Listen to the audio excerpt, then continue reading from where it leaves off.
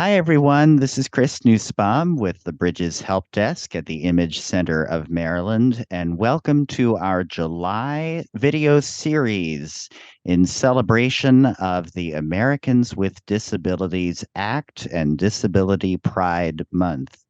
We begin this series by talking about the origins of the ADA with two people who are in a position to know something about those origins because they were there and they're now here to tell the tale. These are two very prominent advocates in that field and two people who are also just a joy to talk with, as you'll hear throughout this interview. And those are Barbara Pierce, who was for a long time the editor of the Braille Monitor and is still active in the blind community, particularly in the National Federation of the Blind, and Dan Frye, who has held too many positions for me to give in an introduction, but is currently the Director of Employment and Professional Development Programs at the National Federation of the Blind. So, with that little introduction out of the way, could both of you just describe for us what your role has been and continues to be in advocacy within the disability field, particularly related to the ADA and legislation? And let's start with Barbara. All right. Well, I have been a member of the National Federation of the Blind since 1974, which counts up now to being a long time. And I don't feel like I've been I'm one of the old dinosaurs, but I guess I really am. I've been a state president in the National Federation of the Blind in the state of Ohio. I was president for 24 years and editor of the Braille Monitor, as Chris says, for almost 20 years, and continue to be active in the federation and really doing what I can to assist and to advocate for blind people around me. I'm now living in a retirement community, and there are lots of people who are losing sight around me. And I'm the only one who uses a white cane. So I'm forever lecturing people about letting the cane tell me what's in front of me and not having apoplexy when it looks like it's going to strike a can or a walker. Or I try not to knock down my fellow residents. But yeah, I do advocacy one way and another virtually every day. And Dan? Thank you, Chris. It's a delight to be with you this morning. And it occurs to me, if I was around with the initial adoption of the ADA, that I must have been just a child then. But I remember it well. As you indicated, currently I am the Director of Employment and Professional Development Programs with the National Federation of the Blind, having returned to the employee of the NFB after a 13-year absence, during which time I have served as the Executive Director of the New Jersey Commission for the Blind and Vision Impaired, and as Administrator of Services for the Blind and Vision Impaired for the state of New Hampshire, and finally as the National Program Manager for the Randolph-Shepherd Program, a federal program that promotes priorities for blind people to operate entrepreneurial businesses on federal, state, and local properties with the U.S. Department of Education.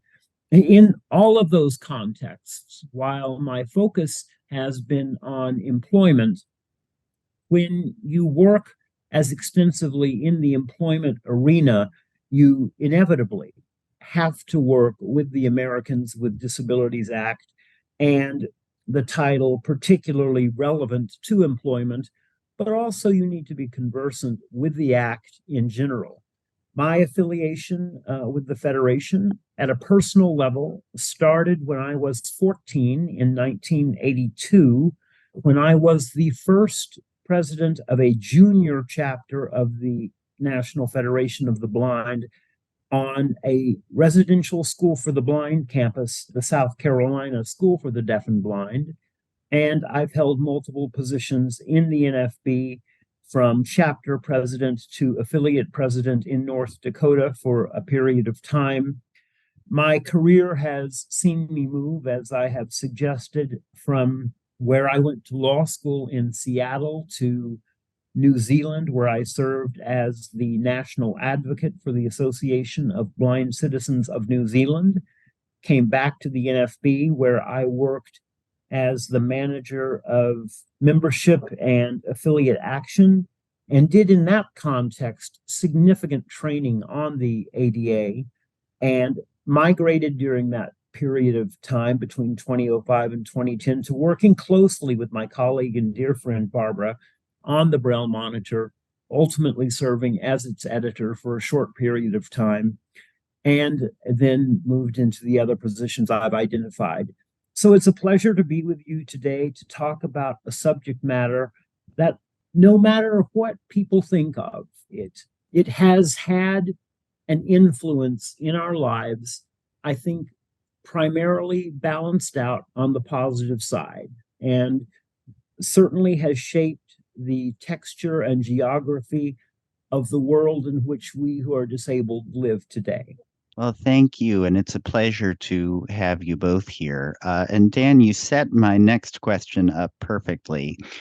Let's take it back into history, into the pre-ADA world for blind people and disabled people. We already had some laws before the ADA, the Individuals with Disabilities Education Act, the Rehab Act of 1973.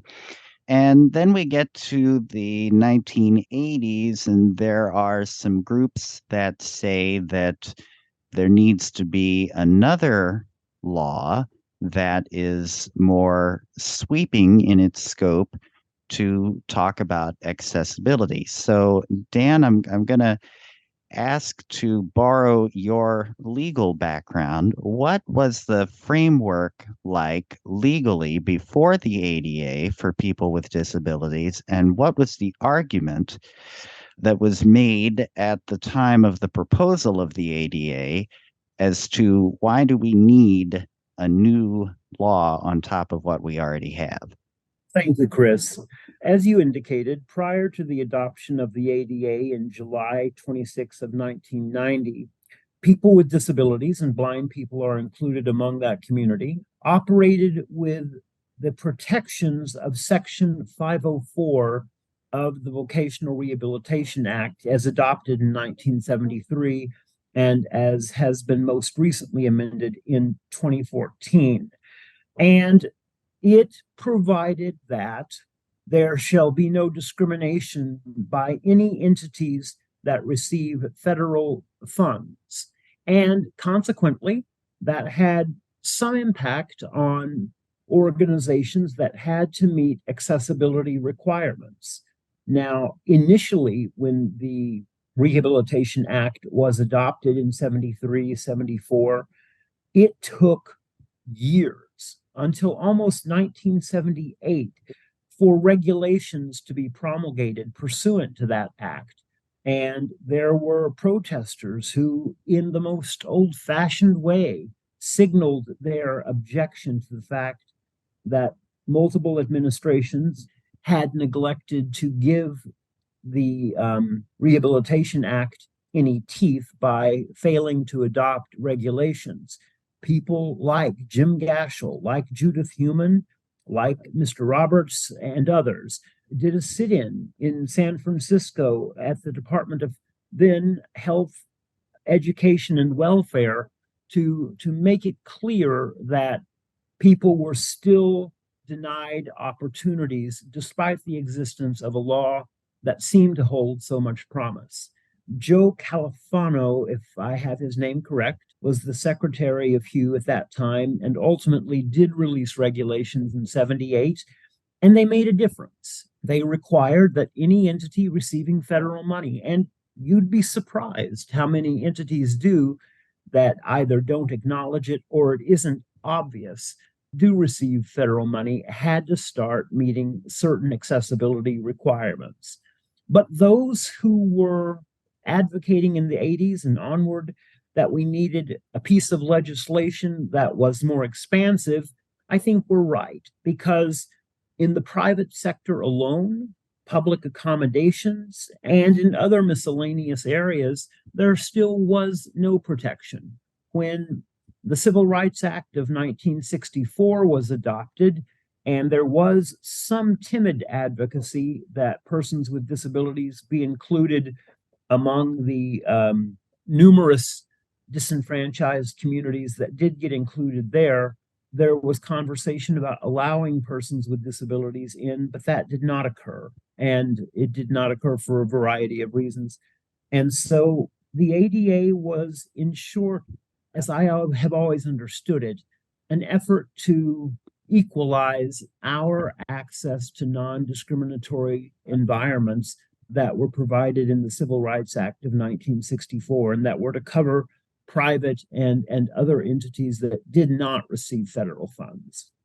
There were a lot of conversations when the legislation was being adopted, particularly by the National Federation of the Blind, about under what terms we as self-reliant blind people wanted to have that the ADA should possess. And specifically, I recall that our organization's biggest objection to the adoption of the law was not its promise of non-discriminatory protection, but the potential that the law could be perceived as an offering of accommodation, but not as much an offering of non-discrimination.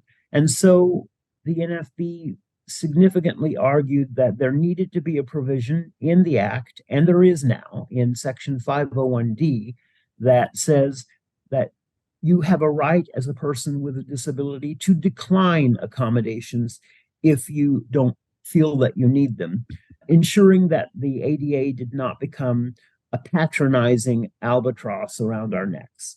And I do want to talk about that a little more, switching over to Barbara now. There was one organization, at least circa 1988, 1989, that raised some objections to the ADA, as Dan mentioned, and that organization, of all things, was the National Federation of the Blind.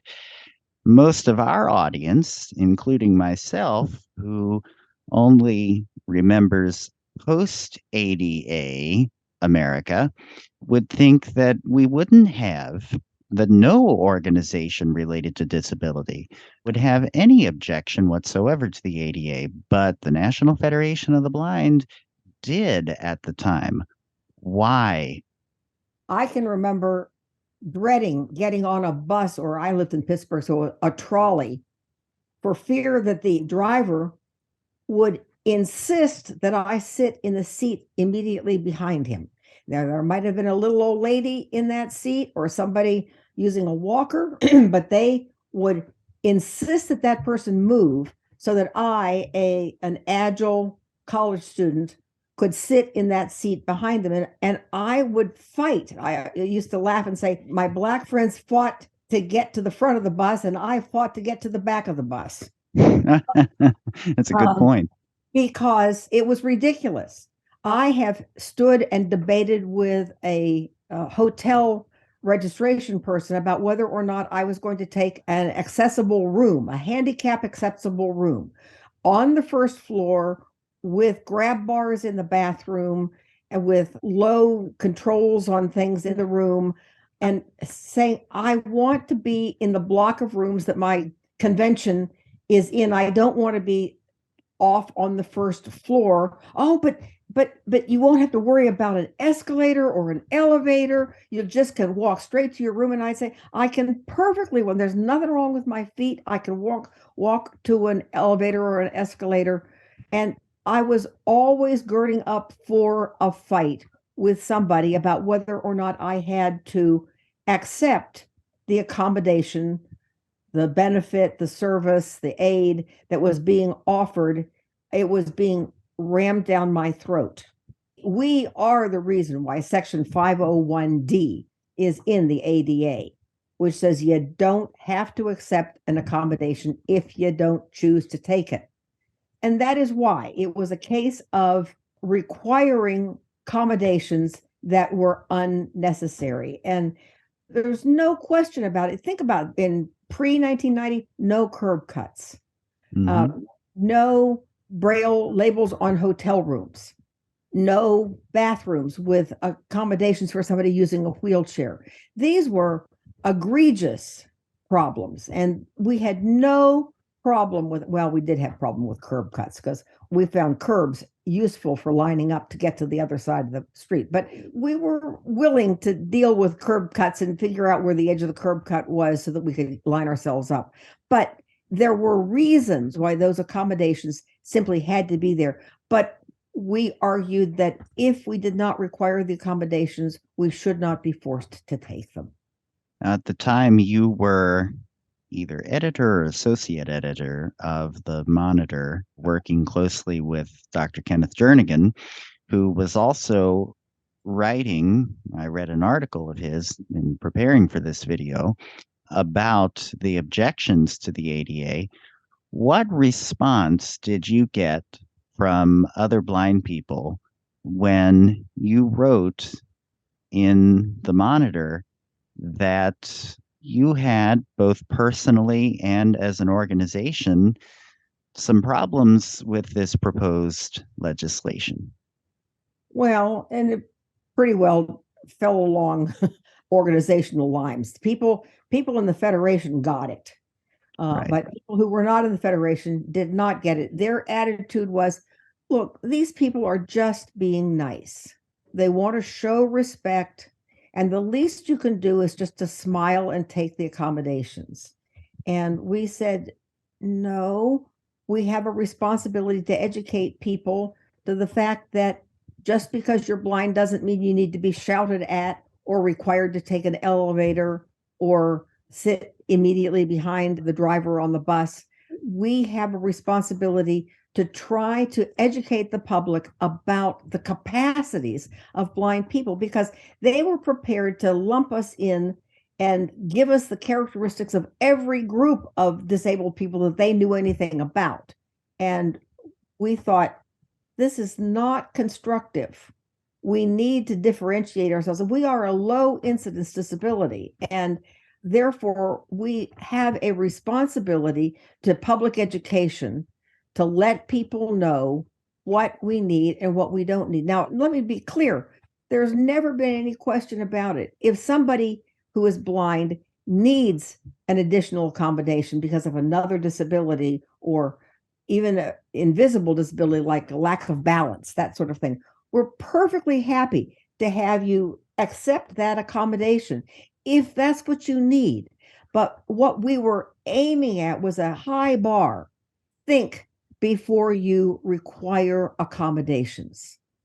Consult with the person about what he or she wants or needs, and live with that person's decision about what accommodations are necessary. Right. In short, I think Barbara is absolutely right. And I sum it up succinctly by saying that our advocacy for the right to decline accommodations was, in fact, a petition to treat blind people with the inherent respect and worthiness that every person ought to be understood to possess in this world. And the inclination to be kind and accommodating was appreciated. But just as has been said in some orations I've heard from Dr. Jernigan, President Maurer, President Riccobono, and others finally in the broader disability community, is that our road to hell does not need to be paved by others' good intentions. That, in fact, we should have attributed to us the same capacity to make decisions and to exercise our autonomy as anyone else. So now we're coming up on 33 years past the ADA. In that generation, final question, in that generation, could both of you just assess briefly how our lives as blind people have changed for better or worse or both since the passage of the ADA and the changes that it's made on our society? I want first crack at this one.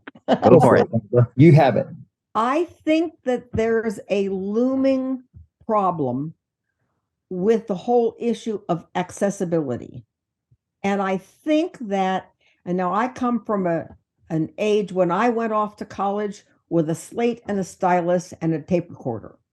And that was the only kind of accommodations that I needed or had. I used readers.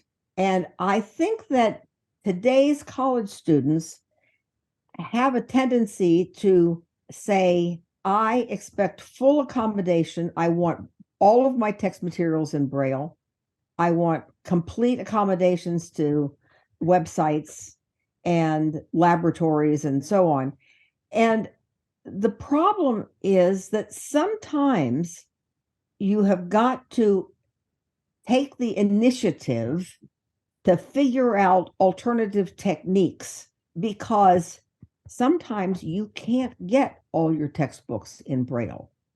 Now, if a college chooses a program that has you registering for classes and ordering your meals and getting your grades and maintaining your health records and everything else online, and that program is not accessible, that will not do, because we have been promised full accessibility. But sometimes it's important to be able to take a human being with a brain with you and sit down to scan a textbook, because that book is not available in Braille. And I want today's college students to assume the responsibility of advocating for accessibility when it is absolutely required, and figuring out alternative means of getting things done when there is simply no way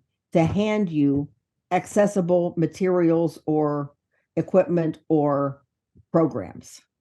I'll join Barbara and offer my perspective, in which there is very little daylight between us. I believe that the ADA has created an expectation of accommodations that has softened, I think, and diminished, I believe, the skill sets that some blind people have needed to possess in order to function efficiently and independently in this world.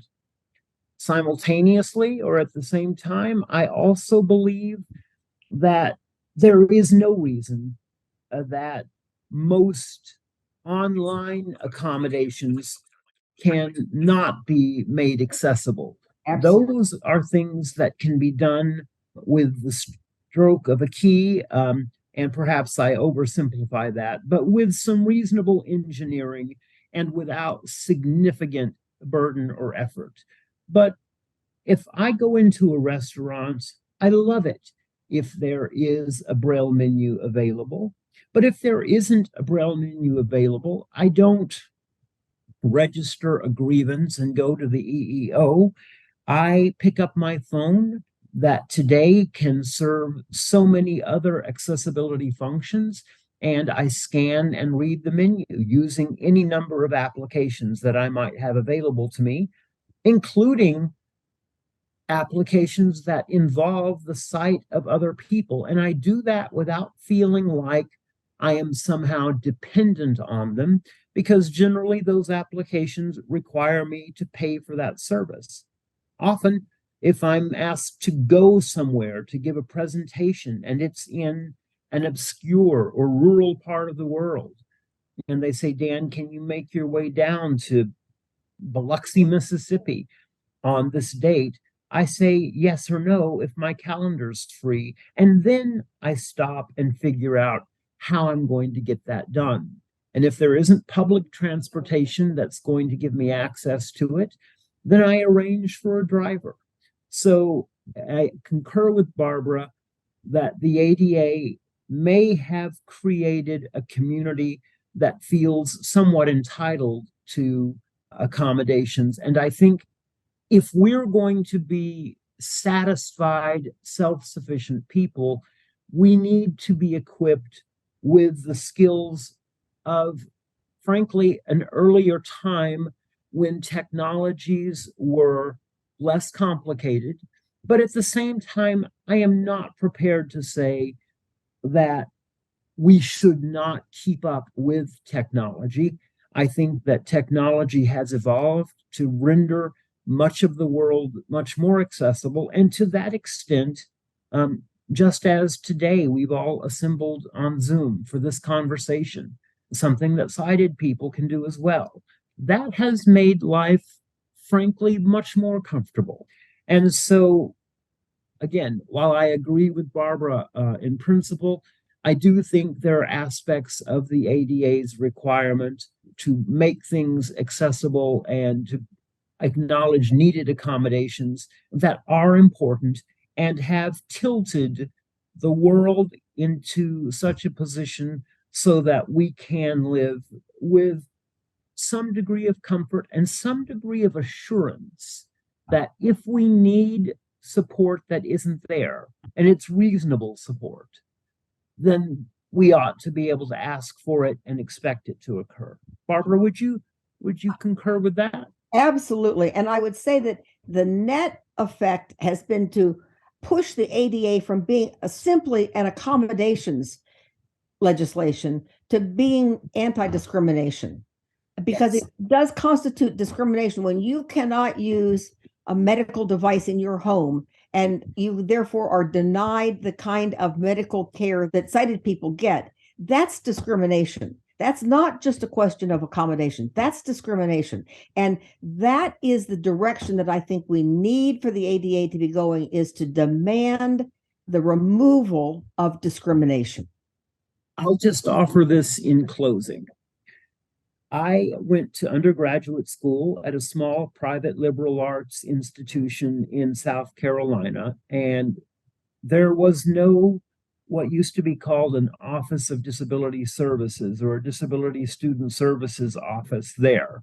And so I was required to make arrangements to get my books either recorded or read, and that was fine. When I went to law school, there was such an office, and I never used it except when I needed to take examinations and I needed a quiet place to do that in with the support of a reader, because you had to respond to tests in a blue book. And I don't know today if law school students use a blue book or not to manually scribe their test results, but that was the only way they were received back then. So I needed a quiet office. And the school gave me a quiet office for that purpose. That's all they gave me, but it was useful. And when I graduated, not at the top 10% of my class, but certainly not in the bottom 10% either. I was certainly a graduate with potential and someone who should have been hired at some point as an attorney. I received over 300 communications from firms denying me employment opportunities.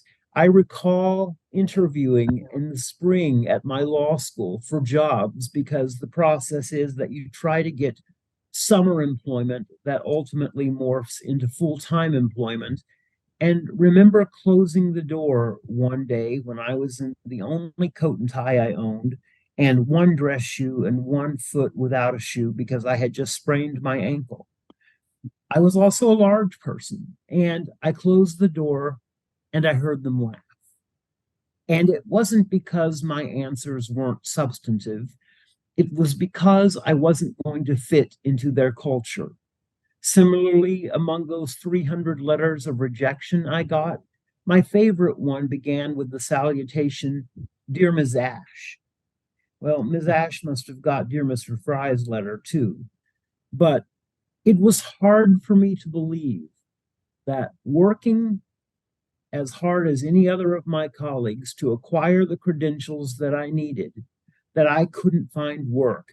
So, in the employment context, and I speak about that because that has been my focus, my primary mission in life has been to have worked closely with people to develop innovative, cutting edge approaches to finding employment. And I'm really excited about the potential that this new position I've accepted with the Federation, what it might bring. But in terms of employment, the ADA has made, if nothing else, employers stop and think, we need to give this candidate some consideration.